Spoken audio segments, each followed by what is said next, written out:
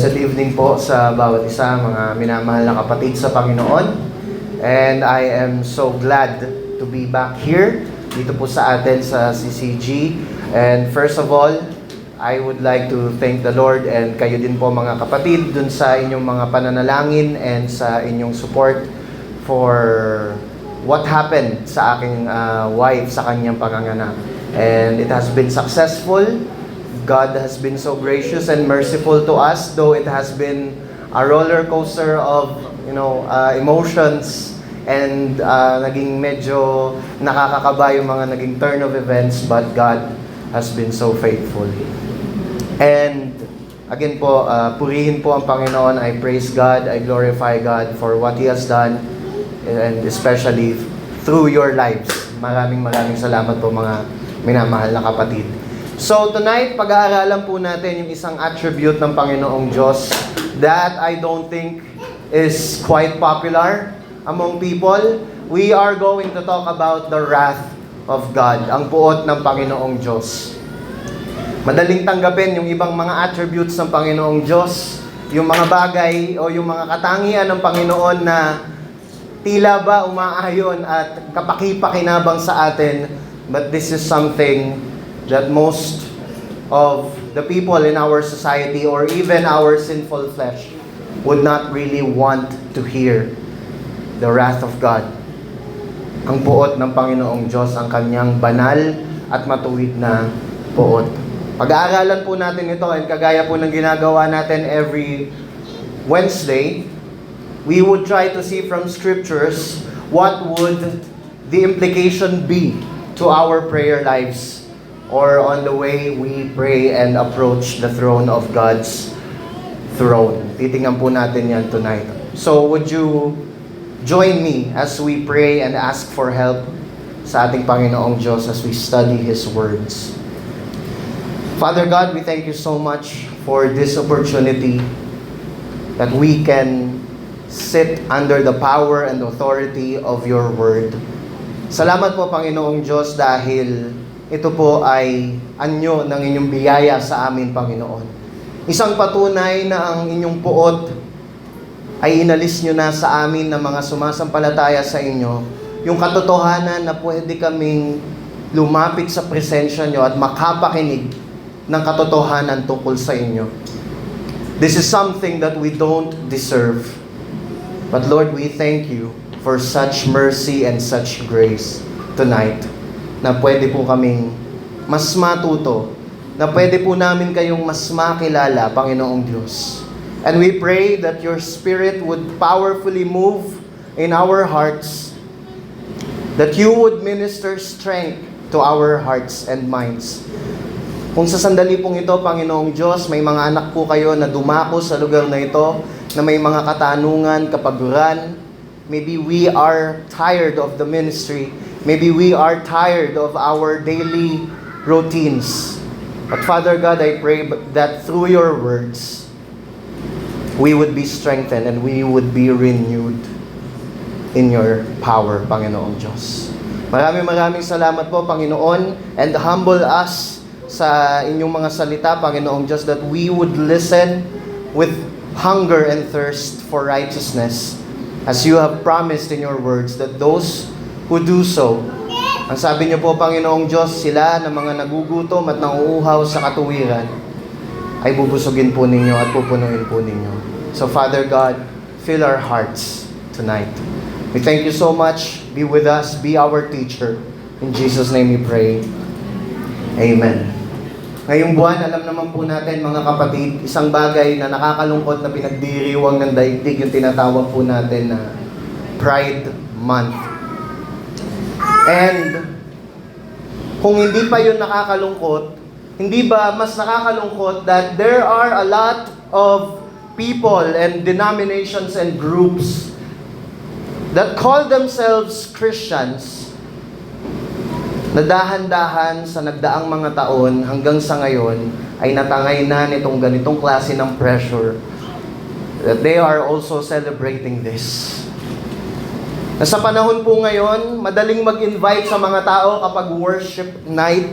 Madaling mag-invite sa mga tao kapag yung event sa church has something to do for example, though I glorify God for the success of your family day, but it's easier to invite people kapag ang pinag-uusapan yung love ni God sa family and such things. Kapag may mga seminar patungkol sa kung paano tayo pagpapalain ng Panginoong Diyos sa workplace at sa iba pang mga bagay, it's easier.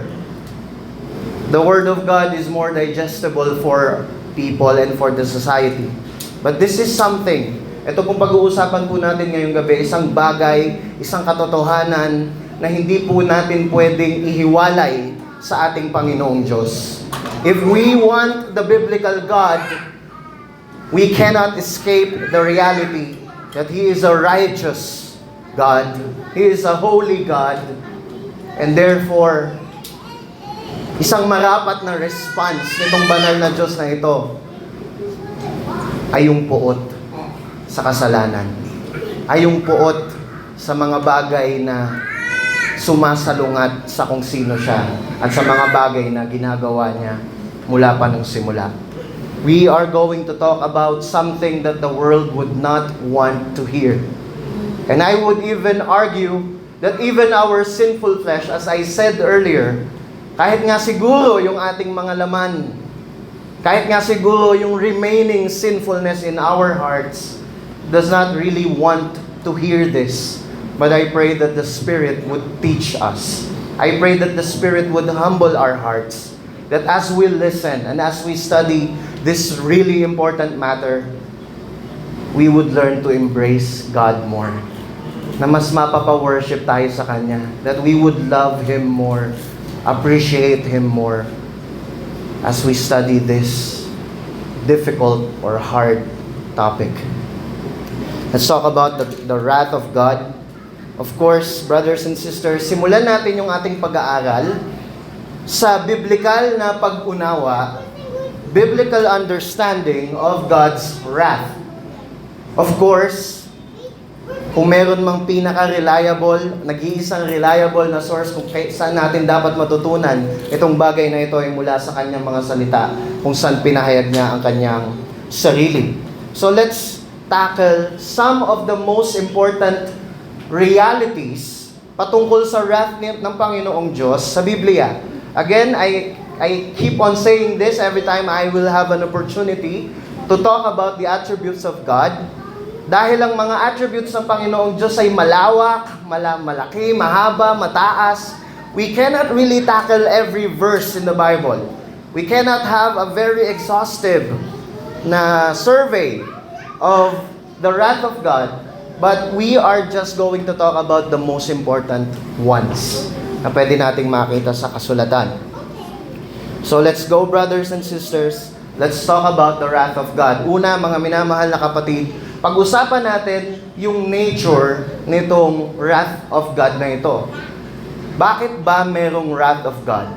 Bakit ba hindi na lang manatili ang Panginoong Diyos sa pagiging mapagmahal, sa pagiging maawain, sa pagiging mapagpatawad? Hindi ba ang ganda pag-usapan ng grace, ng love, ng mercy, ng compassion ng Panginoong Diyos? Why God's wrath? Saan ba nagmumula ito? Itong God's wrath na ito, mga minamahal na kapatid. And again, sa dinami ng mga talata sa kasulatan, I think this portion of the scripture ay napakalinaw sa pagtuturo tungkol sa nature ng wrath ng Panginoong Diyos. Let's turn our Bibles, Romans chapter 1, verse 18 to 23. Roma Kapitulo 1, talata 18 hanggang talatang 23. Sinasabi po dito, mga kapatid, "For the wrath of God is revealed from heaven against all ungodliness and unrighteousness of men, who by their unrighteousness suppress the truth. For what can be known about God is plain to them, because God has shown it to them. For His invisible attributes, namely His eternal power and divine nature, have been clearly perceived ever since the creation of the world in the things that have been made. So they are without excuse." Tuloy po natin. "For although they knew God, they did not honor Him as God or give thanks to Him, but they became futile in their thinking, and their foolish hearts were darkened. Claiming to be wise, they became fools and exchanged the glory of the immortal God for images resembling mortal man and birds and animals and creeping things. So yun mga kapatid, nakikita po natin dito sa unang bahagi ng ating talata that the wrath of God is being revealed. Now, isn't it just amazing na bago yung talatang ito, the Apostle Paul has just given us the summary of the book of Romans. Romans chapter 1 verse 16 to 17. Kumbaga ang punto ko mga kapatid, bago niya sabihin yung tungkol sa puot, di ba nakakamanghang kakasabi niya lang yung napakagandang buod ng Ebanghelyo. I am not ashamed of the gospel, for it is the power of God unto salvation to those who believe, to the Jew first and to the Greeks. For in it, the righteousness of God is revealed from faith to faith, as it is written, the righteous shall live by faith. Kakasabi niya lang na yung Ebanghelyo ay naghahayag ng kapangyarihan ng Diyos dahil nandito yung katuwiran ng Panginoon.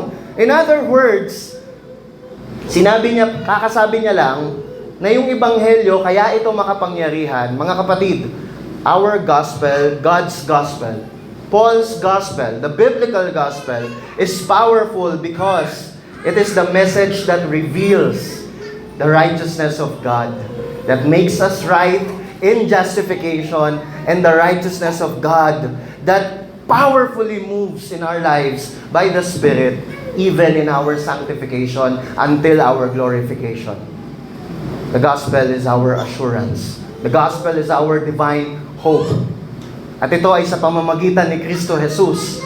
Ngayon mga kapatid, kakasabi niya lang noon ay sinabi niya ang mga bagay na ito na para bang binibigyan niya ng mas matinding dahilan bakit kailangan ko at kailangan natin ngayong gabi na laging maalala ang gospel.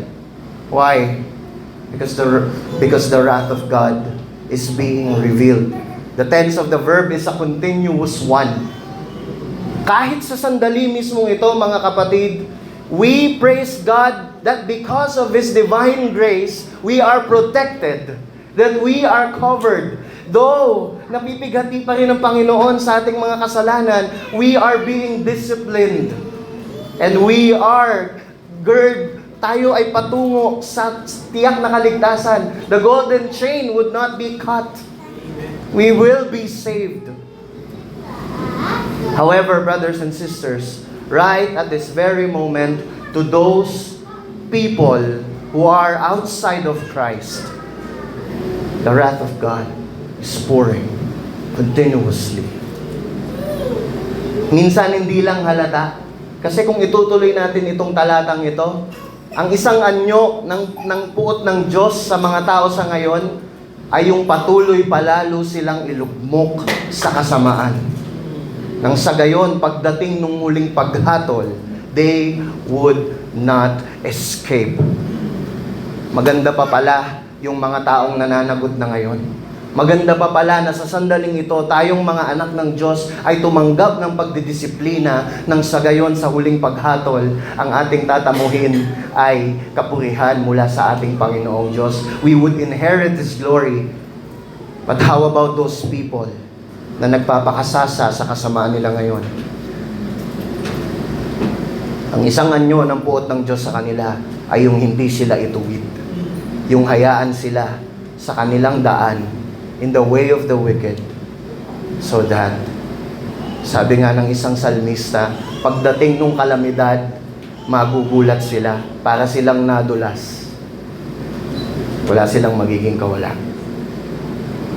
Di ba isang kamanghamanghang bagay na sa sandaling ito, dahil lamang sa biyaya ng Diyos, kaya hindi totoo sa atin yung verse 18 na sinasabi na ang puot ng Diyos ay bumubuhos ng tuloy-tuloy sa mundo ng kasamaan. Now, brothers and sisters, anong meron dun sa unrighteousness na sinasabi po dun? I think the unrighteousness is the focal point of the wrath of God. Dun papunta yung puot eh. Dun binubuhos ng Diyos dun sa salitang unrighteousness. And I think our text has given us clear descriptions kung ano yung unrighteousness na yon. Let's check on those definitions.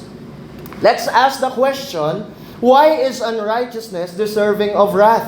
Una, makikita natin dun sa talata, because unrighteousness suppresses divine truths. Makikita natin doon, mga kapatid, na sa creation pala ay napakalinaw na mayroong nilikha, manlilikha. Because of the complexity, the wonders, the beauty of creation, it is clear that there is a truth that God is indeed alive. And yet people are saying, where is your God? Nakakalungkot, ako po ay ilang taon din naging senior high school teacher.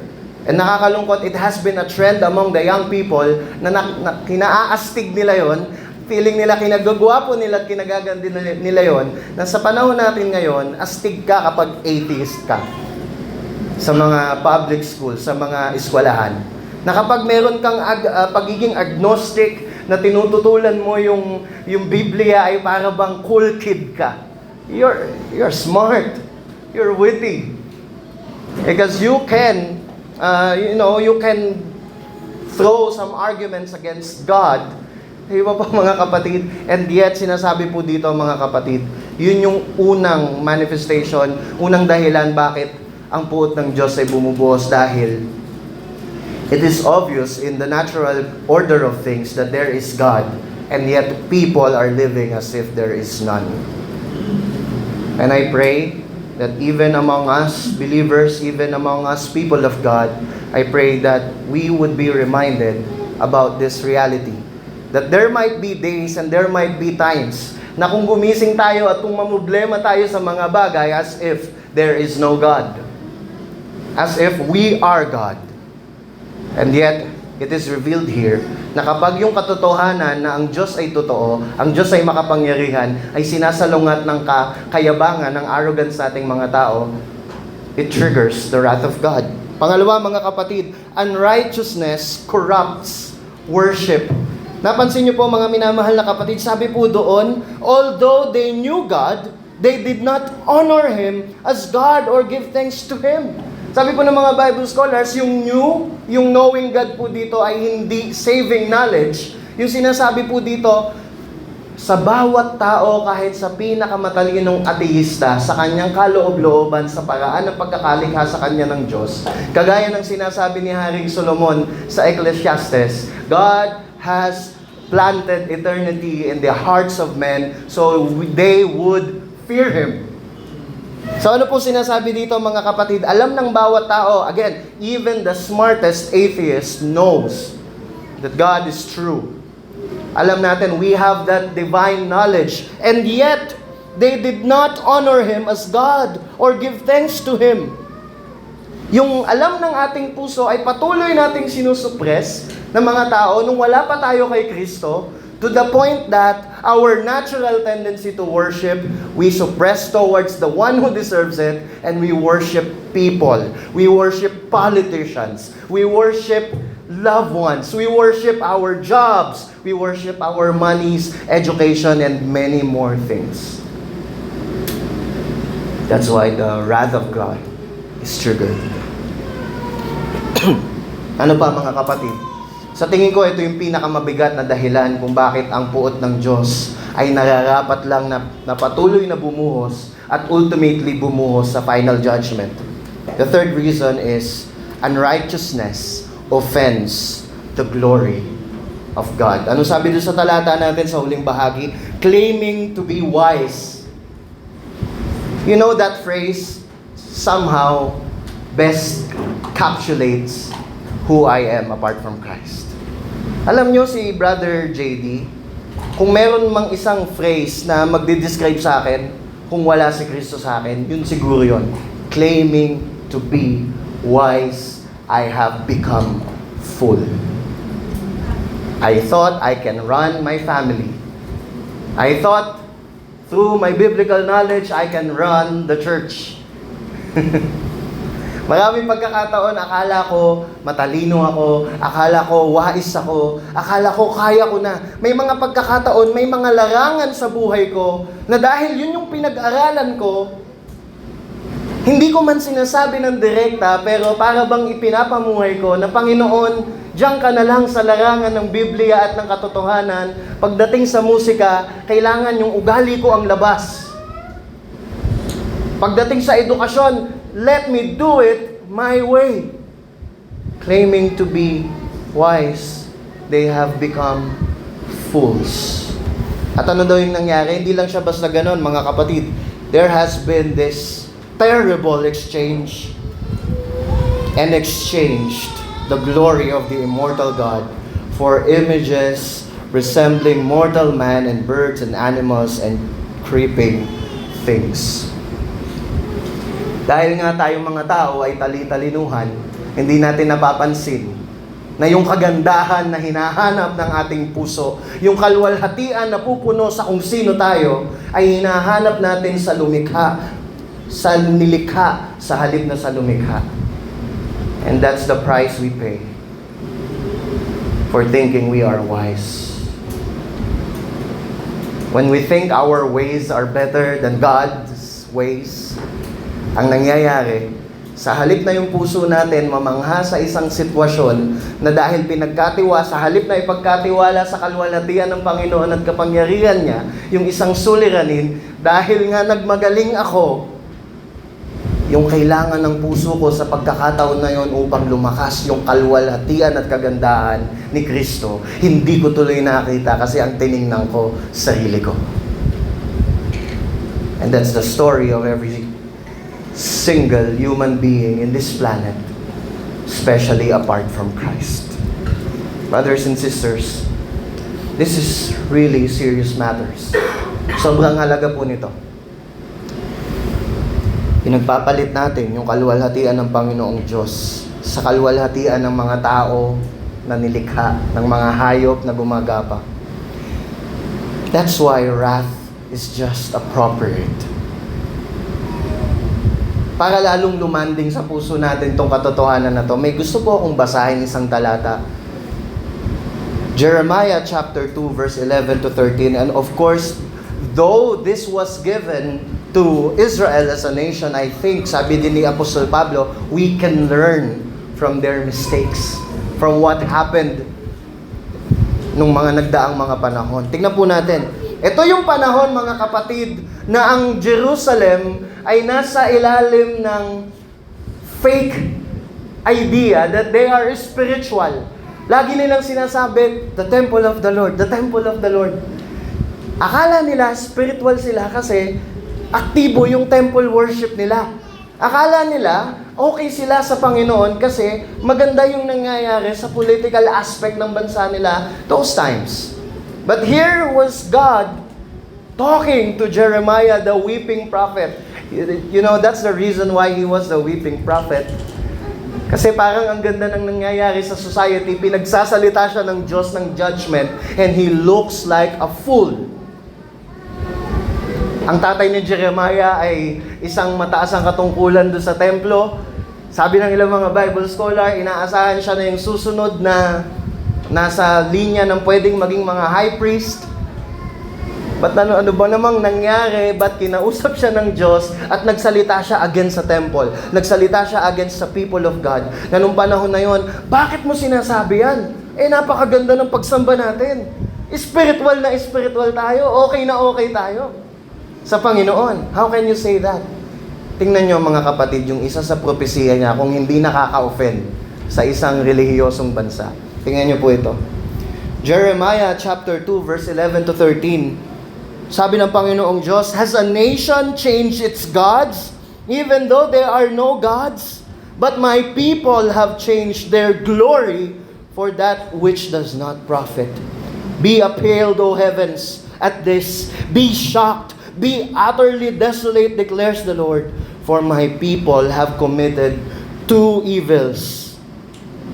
They have forsaken me, the fountain of living waters, and hewed out cisterns for themselves, broken cisterns that can hold no water. Ang ganda ng ilustrasyon dito ng Panginoong Diyos. Kasi noong mga panahong yon, isang bahagi ng kanilang kaunlaran ay mahilig silang maghukay ng parabang mga balon na yun yung pinagkukunan nila ng tubig na para bang irigasyon at pinagkukunan nila ng maiinom parang water district. Pero ang sabi ng Panginoong Diyos, huwag niyo akong ikukumpara sa mga tubig na merong dumi-dumi. Huwag niyo akong ikukumpara sa mga tubig na contaminated. I am the living water, and yet you worship other gods. I am your source of glory, and yet you trust other nations for your security. You hide under this fake religiosity, and yet you do not trust in me. At alam natin ang kasunod, mga kapatid, yung Juda na akala nila ay nakakapagtago sila sa likod ng kanilang religiosity, God sent the Babylonians to end their pretense. The wrath of God was poured out to them sa part na yon ng kasaysayan nila. Why? May dalawang bagay silang ginawa. Tinanggihan nila yung tunay na buhay at humanap sila ng buhay mula sa iba. Brothers and sisters, this is the terrible exchange that we are doing when we sin, and this is the terrible exchange that we live in when we were not yet in Christ. Mga kapatid, yung mayakda ng buhay, yung mayakda ng lahat ng kagandahan, yung nagtataglay ng lahat ng karunungan, dunong kapangyarihan, mga kapatid, sa mga pagkakataon na tayo po ay nagkakasala, this is more than just our actions. I used to think that sins are sins because they are bad actions. But when I realized sa ganitong mga talata, I realized something: sins are sins because they diminish the glory of our God. Kasalanan ng kasalanan, kasi mga kapatid, sa mga pagkakataong pinipili ko natin ang kasalanan, ay hindi man natin direktang sinasabi, ay pinamumukha natin sa Diyos na sapat, sa Diyos na makapangyarihan na hindi siya sapat at hindi siya makapangyarihan. Mga minamahal, alam natin mula sa Biblia, ito ang pangunahing rason. We know it from the Westminster Shorter Catechism. We know it from the whole of Scriptures that the reason why God has created all things is for His glory, and so that we would enjoy Him forever. And yet, when we choose the fake offers of sins, when we choose the allurement of sins, we are saying, God, you are not glorious for me, and you are not my joy and my enjoyment now. Brothers and sisters, that deserves infinite wrath. The one who is infinitely righteous and infinitely worthy. Mga kapatid, anumang bagay na gawin natin sa napagpili laban sa Kanya, mga kapatid, ay humihingi ng marapat lamang na walang hanggang kaparusahan din po, mga minamahal na kapatid. So let's continue. First, we saw the definition, the nature of the wrath of God. Now, let's look at the degree of God's wrath. Gaano ba ito katindi? Tingnan natin, Isaiah chapter 13, verse 9 to 13. Tingnan nyo mga kapatid, this is a prophecy that talks about the day of the wrath of God. It talks about the day when God will fully reveal His wrath to mankind. Tingnan nyo po mga kapatid. Behold, the day of the Lord comes cruel, with wrath and fierce anger, to make the land a desolation and to destroy its sinners from it. For the stars of the heavens and the constellation will not give their light. The sun will be dark at its rising, and the moon will not shed its light. I will punish the world for its evil, and the wicked for their iniquity. I will put an end to the pomp of the arrogant, and lay low the pompous pride of the ruthless. I will make people more rare than fine gold, and mankind than the gold of Ophir. Therefore I will make the heavens tremble, and the earth will be shaken out of its place at the wrath of the Lord of hosts in the day of His fierce anger. Mga kapatid, napakahalagang sabihin po natin ito. May ilan po kasi mga Bible scholar na nagsasabi, dahil ayaw nila, may mga Bible scholars na ayaw nila na ang Diyos ay masyado daw nadadala ng damdamin. Kasi tama naman, ang Panginoon natin ay immutable. Amen? When we say immutable, He cannot be influenced by outside force. He is who He is. He is immutable. He cannot change. He cannot learn something. Because in Him is stored all wisdom and all power and all authority. He cannot learn. He cannot have a new experience. Kanina sa patotoo, ang dami nating first time. Mga kapatid sa Panginoong Diyos, hindi mo siya mabibigyan ng first time. Siguro ang masasabi lang nating first time ay nagkatawang tao siya at namatay siya for the first time, but He never died again. Pero pagdating sa knowledge, walang karanasan na pwede mong ipakita sa Diyos na masasabi niya, uy, bago yan ah. Wala tayong pwedeng sabihin sa panalangin, sa ating pag-awit, na masasabi natin, aba, nagulat mo ako dyan. Hindi ko napaghandaan yung ganang kanta mo.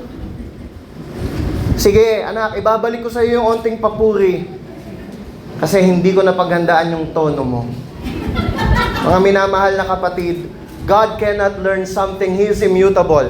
Kaya ayaw ng mga Bible scholars na yung pagiging wrathful ng Panginoong Diyos ay response daw ng Panginoong Diyos sa kasalanan. Kasi para daw bang nagre-react ang Panginoong Diyos. Kaya ang sabi nila, ang pagiging wrathful daw ng Diyos ay kumbaga para lang siyang para siyang yung Terminator. Nakaprogram si Lord na parusahan ng walang halong sama ng loob yung kasalanan. Yun daw yung wrath. Yung natural, kumbaga ay non-emotional tendency ni God na parusahan ng sin. But I don't think so. In our text, it is seen that His punishment is cruel. His wrath is cruel. Marapat lamang ito dahil mga kapatid, nakita natin kanina, siya yung tubig na nagbibigay ng buhay, na pinagpapalit ng sangkatauhan at patuloy na nilalait. They call Him names. They curse Him. They refuse His mercy and grace. They refuse the saving message of the Word of God. And yet, ito ang Panginoong Diyos, the Holy One, righteous. Kaya mga kapatid, I would argue from Scriptures, the wrath of God is really personal. Hindi to impersonal, mga kapatid. Although alam natin, may sinasabing talata sa Ezekiel, God does not delight sa kapahamakan ng mga makasalanan. Ang sinasabi niya doon, hindi sadista ang Panginoong Diyos. Pero may mga talata tayong makikita mula sa Deuteronomy yun, di na natin naisama dyan, kagaya nga nitong talatang ito, na talagang may kasamang puot at galit yung kanyang pagpaparusa, mga kapatid. Later on, I would explain why. Bakit dapat lang yun lalo? Although I have already shown from Scriptures that because the glory of God is being trampled here. Pero pagpatuloy natin, mga kapatid.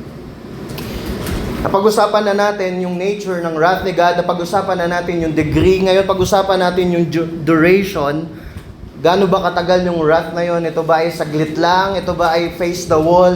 Ay kukulong ka lang sa kwarto, okay na yun? Mga kapatid, look at Revelation chapter 14 verse 11. This is a simple. I don't really need to explain this any further. This is self-explanatory. Tingnan niyo po. And the smoke of their torment goes up forever and ever, and they have no rest day or night. These worshippers of the beast and its image, and whoever receives the mark of its name. Yung usok daw ng pagsunog sa mga taong ito na kumalaban sa Panginoong Diyos at pumanig dun sa Antikristo, mga kapatid, yung usok daw ay mananatili ng walang hanggan at wala daw magiging kapahingahan araw o gabi. This is intense. And I would really understand right now if there is a little portion of your heart na nag-aaklas dito. Maunawaan ko bilang kapwa ninyo tao at makasalanan, this does not sit right with our sinful hearts. Hindi natin lubos maisip itong mga ganitong katotohanan, mga kapatid. Napakatindi ng response, napakatindi ng intensity, at napakatindi ng duration. It will be forever and ever. It haunted me when I was a 10-year-old child. When I watched the movie, I don't know, baka po yung mga kasama ko kung galing sa Pentecostal movement have watched this film, Hell is Real, na may narinig daw na iyakan sa impyerno. And I was tormented by that film when I was 10 years old. Kasi sabi doon, kahit gustuhin mo nang mamatay, hindi ka mamamatay. Kahit gustuhin mo nang matapos yung paghihirap mo, you cannot look forward for a day of an end of that punishment because there would be no end. And I would say that's true. It's here in the Bible. Yung duration ng wrath ng Panginoong Diyos, it would be eternal. Ito ay walang hanggan. Mga kapatid, malapit na po tayong magwakas sa ating pag-aaral. Bago po tayo pumunta sa ating mga practical application, I want to raise this very important question. What is the relationship of God's love and His wrath? Well, bukod sa dahil ito ay na-discuss ko din po, it was given to me to talk about the love of God. But the reason why I ask this question is because as Christians, we need to be clear on this. That while we uphold the love of God, we also uphold with joy and contentment yung pagiging wrathful ng ating Panginoong Diyos. I know that's a difficult, impossible thing. But I think through the Scriptures and by the power of the Spirit, it could be reconciled. Tingnan niyo po itong talatang to. I think papunta na kayo sa talatang ito sa inyong mga Sunday study. Ito po ay nasa John chapter 3. Tingnan po natin, John chapter 3 verse 35 to 36. I love this part of the Scriptures. For me, this balances yung kanyang wrath and love. It can give us a clear perspective. Tingnan niyo po, basahin natin sama-sama tayo mga kapatid. Let's read. The Father loves the Son and has given all things into His hand. Whoever believes in the Son has eternal life. Whoever does not obey the Son shall not see life, but the wrath of God remains on him. Pakinggan niyo po ito mga kapatid. Mahirap tanggapin sa ating mga tao yung usapin ng buot ng Diyos dahil dinidefine natin yung pag-ibig ng Panginoong Diyos ayon sa halaga natin na tayo lang ang gumawa. The wrath of God is an offensive doctrine because we believe we deserve to be loved. And we believe the love of God can be defined by His crazy affection towards us. I have this friend sa Alabang na matagal naming nakasama sa mga gawain when I was trying out a mega church. I'm not going to tell the name of the mega church. Pero, yung isa naming kuya-kuyahan doon na talagang, hindi ko sure, baka pastor na siya ngayon doon. Just recently, I think it was yesterday, he posted because nag-birthday siya. At ang nilagay niya sa huling caption ay, sabi niya sa una, salamat sa buong church namin, salamat sa aming pastor, ganyan, etc. for making my day extra special. At sa huling phrase, ang sinabi niya, and I just want to remind everyone who's reading this text, or who's reading this post, that there's someone who is crazy in love with you. His name is Jesus. Yung mga kantang Reckless Love. Yung mga kantang He didn't want heaven without us. Yung mga ganong kanta. The reason why the wrath of God is something that our minds cannot grasp is because we have learned to define the love of God according to our importance. But if we would look on Scriptures, the greatest, the clearest definition of the love of God is the love of God the Father to the Son, and the love of the Son to the Father, and the love of the Spirit to the Son. The love between among the Trinity is the purest and the origin of all love. Every kind of love that violates that is fake. So, if I would say I love my child, I love my child because God created that child, because God is the one I should honor do sa buhay ng batang yon. When I say I love you, brothers and sisters, it's not my own capability to love. It's not your own worthiness to be loved. When I say I love you, guys, I simply mean it's because God created you, God redeemed you, ni-unite tayo ng pag-ibig ng Diyos na na kay Kristo sa isa't isa, and therefore I love you. I cannot presume to love something with the love that I have came up by myself. Sa mga magulang, yung sabi nga ng isang aklat, kapag ang iyong anak, minahal mo ng mababa sa paraan ng tao, child abuse yun.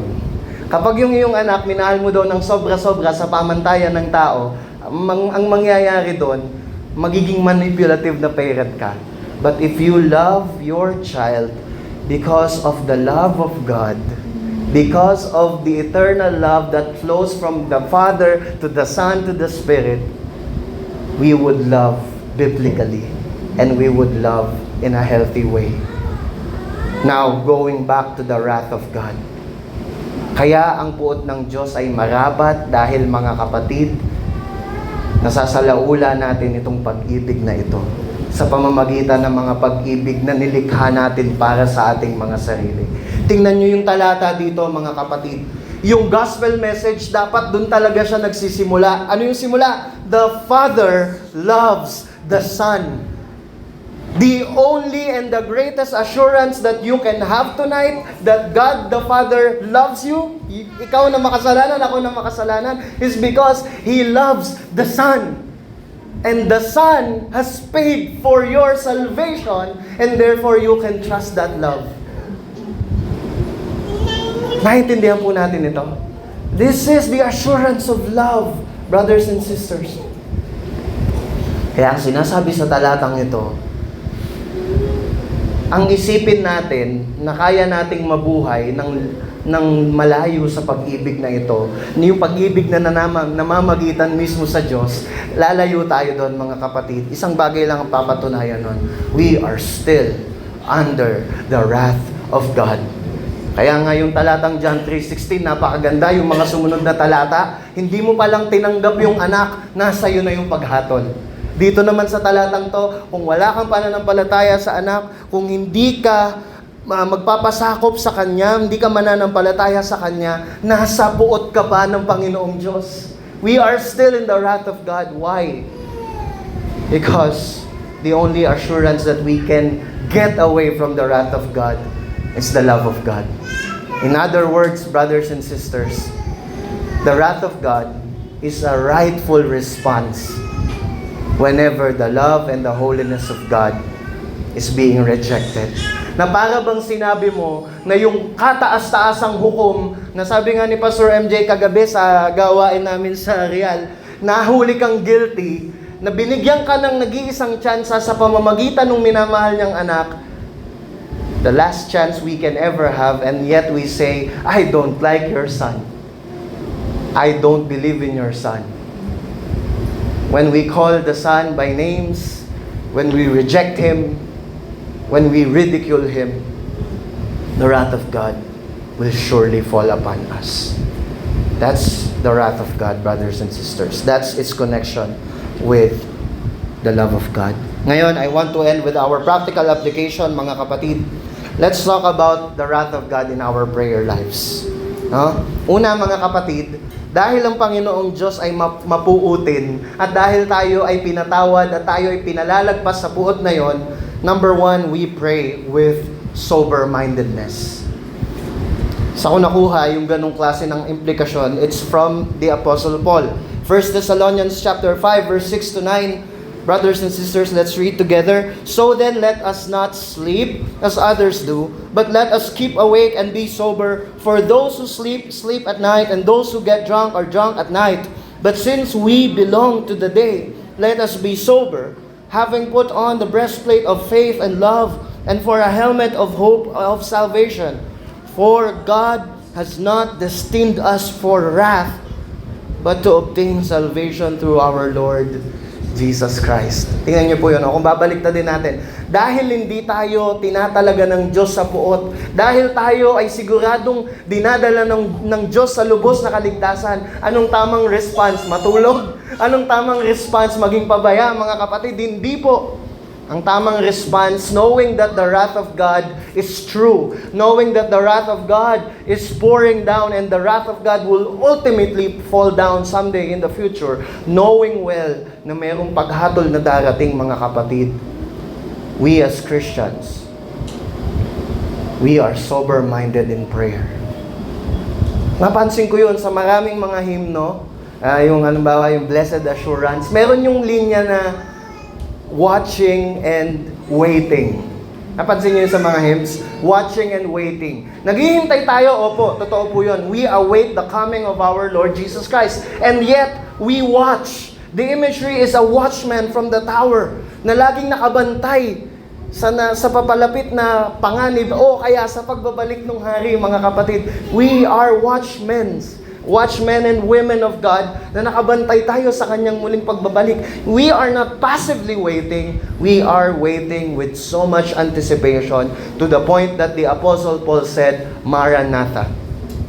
To the point na sa mga huling bahagi ng Revelation, ang sabi, ang Espiritu at ang kasintahang babae nagsasabing, halika, pumarito ka, Panginoong Jesus. Tama po, mga kapatid. Are you getting the point? Knowing that the wrath of God is true and judgment is true, we sober up. We pray, we watch, we fight sin.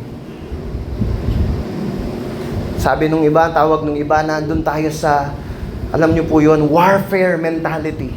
Nakabantay tayo, mga minamahal na kapatid, sa pamamagitan ng biyaya ng Panginoon. Pangalawang application, mga kapatid, sa ating prayer, we lovingly pray with hatred towards evil. Paano kaya nangyari na nagkasya sa isang sentence yung salitang lovingly and hatred? Tingnan niyo po yung talata, mga kapatid, Romans chapter 12 verse 9. Let love be genuine, abhor what is evil, hold fast to what is good. So, yes, I do believe that the wrath of God is a communicable attribute ng Panginoong Diyos. Tayong mga Kristiyano, sa isang bahagi, ingatan ko pagsasalita nito, sa isang bahagi, dapat magagalitin tayo. Magagalitin tayo sa mali. Magagalitin tayo sa sarili nating kasalanan at sa kasalanan ng iba. Lalo na sa sarili nga nating mga evil tendencies, brothers and sisters. Genuine love, genuine prayerfulness involves hating what is evil. So, kung sa society natin ay may evil, kung sa church ay meron tayong nakikitang evil, wag po niyong tingnan yung katabi nyo, mga minamahal na kapatid, if there is evil in our lives, especially in our own hearts, we pray against it. Masidhi tayong nananalangin. Kaya pala, sa aklat ng mga awit, sa Salmo, may mga Salmo na ipinahintulot ng Panginoong Diyos kung saan yung kanyang mga lingkod ay nagpapahayag ng pagsusumbong sa Panginoong Diyos na napupuot tayo sa kasamaan. Habang napupuot din tayo sa sarili nating kasamaan. Si Haring David na nagsusumbong sa Salmo, bungiin nyo yung aking mga kalaban, ay yung parehong salmista na nagsasabi, likhaan nyo ako ng bagong puso. Naiintindihan po natin yan, mga kapatid. Ang epekto na naiintindihan natin ang puot ng Diyos, namumuhi tayo sa ating kasalanan at sa kasalanan ng iba. Subalit ito, dito tayo magwawakas, mga kapatid. Nalakdawan ko na yung isa pang talata na nagpapatunay din na ang tunay na pag-ibig ay may pagkagalit. Nasa unang Korinto, kapitulo 13, talatang 4 hanggang 6. Pumunta na tayo sa susunod at dito na po tayo magwakas. Pangatlong application sa ating prayer, we pray for God's wrath to execute final judgment. O, ito naman yun. Ito yung pagbabalanse dun sa pangalawang application. Yes, we hate evil. Yes, we pray for God to move na pawiin o ituwid ng Panginoong Diyos yung kasamaan, and yet, sa kahuli-hulihan, pinagkakatiwala natin sa Panginoong Diyos yung pagbibigay ng hatol, pinagkakatiwala natin sa Panginoong Diyos yung pagganti. Sabi po sa Romans chapter 12 verse 19, Beloved, never avenge yourselves, but leave it to the wrath of God, for it is written, Vengeance is mine, I will repay, says the Lord.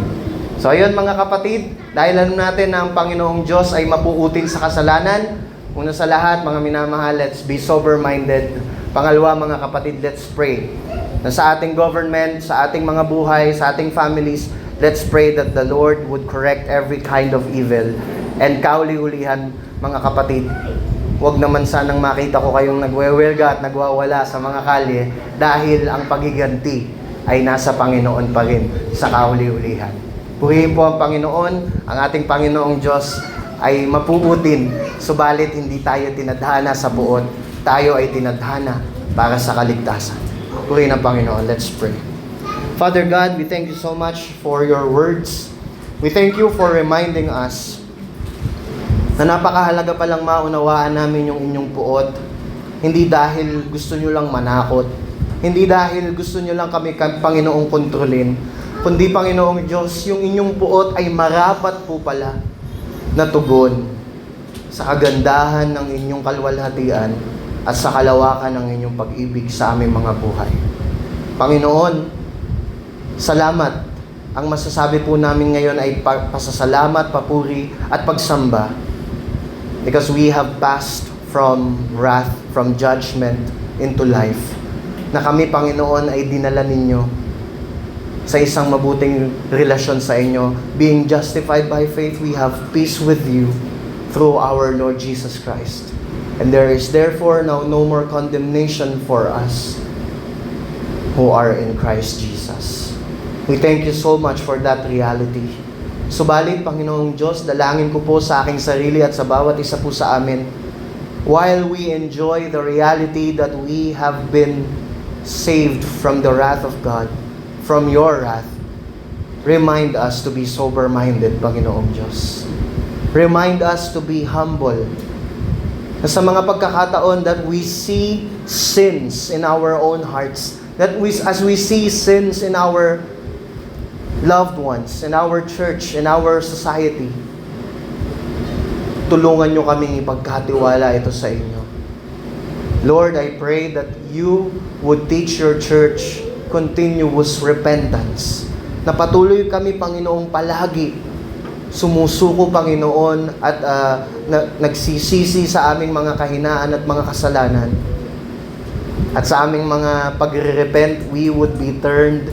Kami ay dadalahin ng inyong Espiritu sa kagandahan at kasapatan ni Kristo Jesus. Nang sa gayon, Panginoon, ang aming pananampalataya ay hindi sa aming kakayanang magsisi, kundi sa kagandahang loob ng aming Panginoon. We thank you so much, Lord, for reminding us of your wrath. We know that you are angry sa mga bagay na ito, not because yun yung final na gusto nyong ibigay sa amin, but Father God, you are still revealing your glory to us, even in this attribute. Kaya Panginoon, bigyan niyo po kami ng banal na pagkatakot sa inyo at pagmamahal sa bahaging ito ng inyong pagka-Diyos. We thank you so much. Bless your church. Bless our families with this reality, Panginoong Diyos. Upon knowing that you are a wrathful God, may we always be dependent on your grace and may we always depend on your strength sa lahat ng aspekto ng aming mga buhay. We thank you so much. We praise you. We love you. We worship you. In Jesus' name we pray. Amen.